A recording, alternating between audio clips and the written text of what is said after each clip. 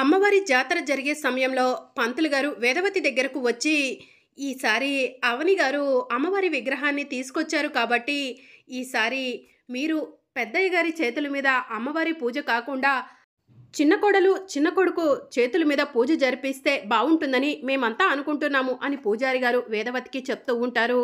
ఇక వేదవతి ఏం మాట్లాడకుండా అలానే చూస్తూ ఉంటుంది. ఇక మరోవైపు శ్రీకర్ దగ్గరికి అవని వెళ్ళి, ఈ ఒక్కసారికి నా మాటను కాదనకుండా వచ్చి పూజలో కూర్చోండి అని చెప్పి అవని శ్రీకర్ని అడుగుతూ ఉంటుంది.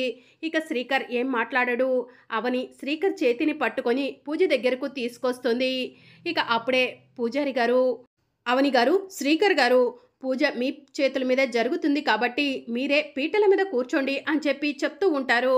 ఇక అవని శ్రీకర్ పీటల మీద కూర్చోబోతూ ఉండగా పోలీసులు వచ్చి ఆపండి అని చెప్పి అంటూ ఉంటారు.